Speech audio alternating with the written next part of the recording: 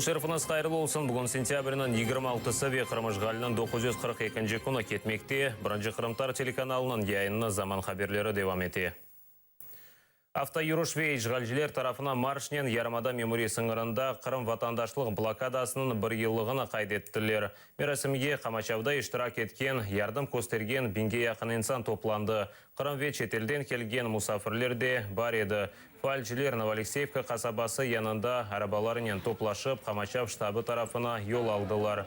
Блокада штабындан ишғалжілер тарафына yol алмаларымен авакурелерін ұшырдылар. Штабтан есе Жаяв Чоңғар сыңыр кетшісі тарафына шиарлар сеслендіріп маршылы кетштілер. Межлис рейсі Рифат Чубаров буфер зонасында рупор вастасынен ишғалжілерге мұражат етті.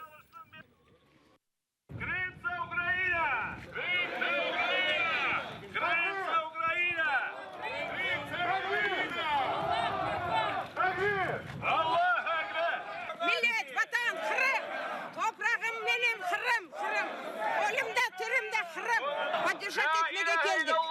Bizim yolumuz açık olsun. Vatanımızı boşaltsınlar da vatanımızın sabısı olayım.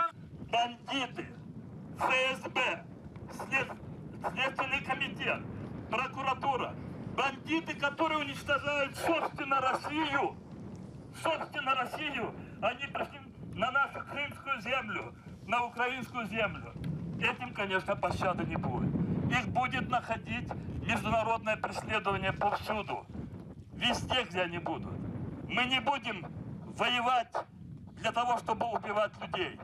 Но те наши усилия, международное право, создать такую условию, что никому не будет пощады.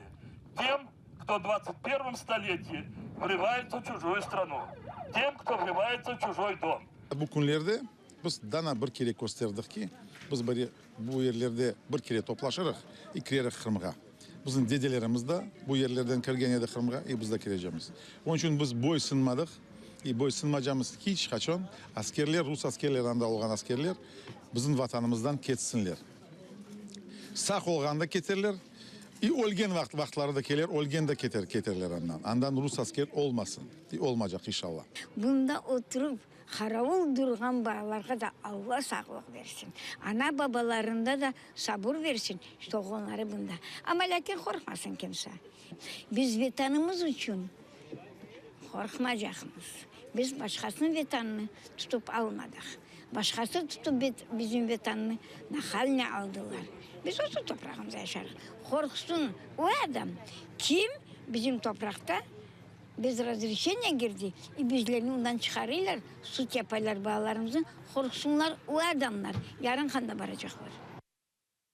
Варшавада дискриминацияға қаршылық көстеров меселелері бойынша ОБСЕ-нің топлашып өткерілі. Анда Қырымдан келген ейетте иштирак ете, Қырым муфтисі Мавин Айдар Исмаилов чықышта бұлынған, ләкин Ярмадада Қырым татарларға қаршы япылған басқа ақында ешбір лaf біле айтмаған. Бұл ақта айны топлашуда иштирак еткен Меджлис рейсі Рифат Чубаров білдірді.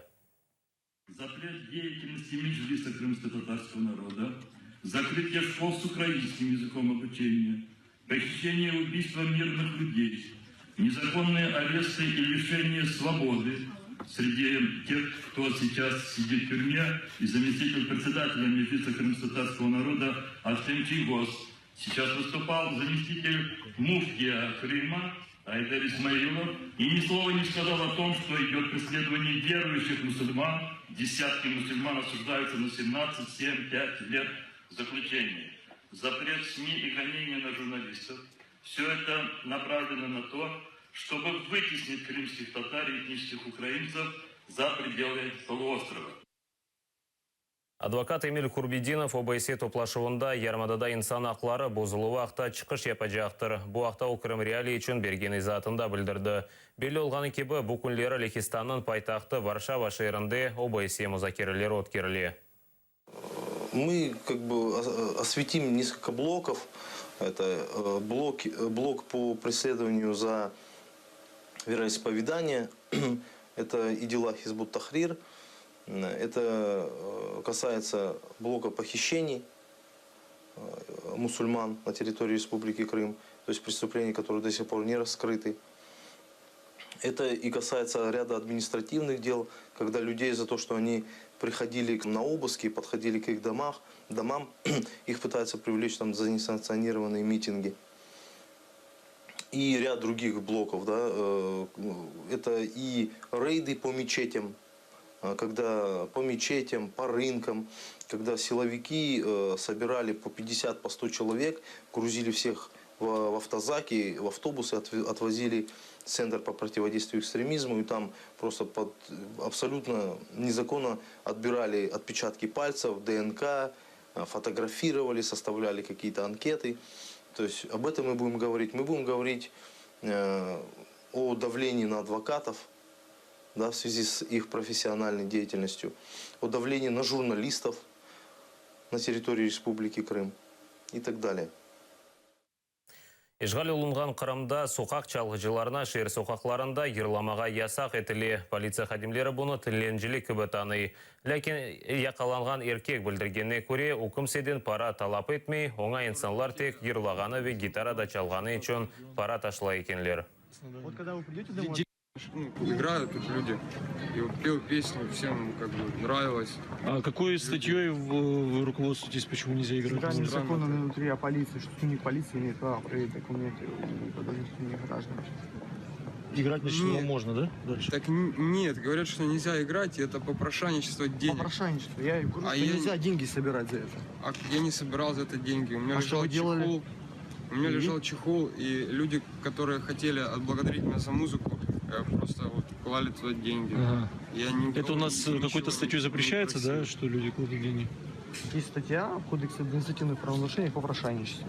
Это запрещено законом. Ну как она формулируется именно конкретно? Формулируется? Что, думаете, я все статьи помню наизусть, что ли? Ишғалден сон, ишіні яңадан башылған Таврия Милли университеті бүгін Киевде өз қапыларын açты. Университет yolбашысы білдіргенне көре 7 студент қабыл етілген. Қырымдан келген студентлеріні оңайтылы кіріш шарайтлерін желп еткенлер. Университетте 10 гуманитар факультеті тәсіл бері башлайжақ. Украина тәсіл әзірлігінің актив салонында студент ве ожаларының тантаналы қорышы болып кечті. Оқыш ісе ярымдан башланajaq. Еще ни года не прошло, мы с вами все сделали, перерегистрировали, провели вступительную кампанию, зачисляем переводящихся студентов, решили вопросы общежитий и помещений. Меньше чем за год восстановить в новом городе беженский вуз – это хороший показатель. Я думаю, что нам за него не стыдно. Ми запізнились на 2 роки, бо цей процес треба починати у 2014 році. І такий університет треба повернути, просто не вистачило тоді сил, очевидно. А те, що зараз робиться, справді робиться інколи з порушенням деяких бюрократичних норм і процедур. Ми робимо з суттєвим прискоренням, запускаємо університет в роботу. Але ми це робимо, тому що це потрібно для того, щоб зберегти кадри, зберегти ім'я університету Вернадського. Це ж один з перших університетів, які засновані були ще в перші часи Української Народної Республіки. Нам нужны кадры. В первую очередь для автономной республики Крым. Потому что после освобождения Крыма и дезинфекции всех структур, как административных, так и хозяйственных, будет острая нехватка кадров. И вот эти кадры, которые будут подготовлены здесь, они в основном будут ориентированы на автономную республику Крым.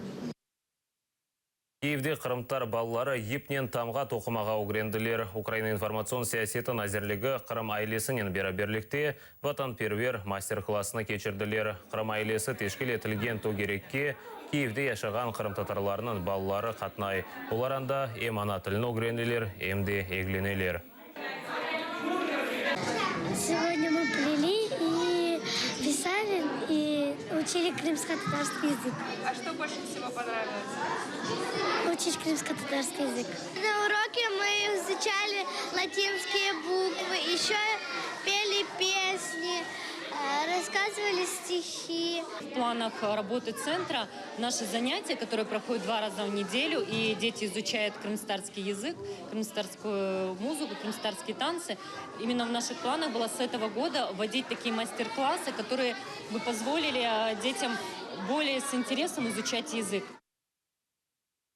Қырым-татар тіліндегі луғат енді әрбір жеп телефонында. Медени Қырым бірлешме азалары смартфонлар үшін жанлы луғат программасын ішлеп шығардылар. Программа вастасынен сөздерін рус тілінден қырым-татар жаға, қырым-татар жадан ісе рус жаға тержеме етмек мүмкіндір. Программаны тілшіна Серан Усейновның луғаты есасында құрғанлар.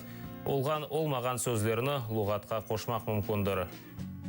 Поскольку сейчас мобильные телефоны, гаджеты постоянно всегда в кармане, и это самый простой и удобный способ приложения узнать какое-либо слово. И отличительной чертой нашего приложения будет то, что в нашем словаре идет упор на сбор диалектических слов в нашем приложении. То есть в приложении существует кнопка, как добавить слово или добавить перевод слова. Усатқа олған қаберлеріміз бұлардан ибарет еді. Атайрылы олыңыз невбеттеке яйынларымызны қачырманыз. Қорышкенже.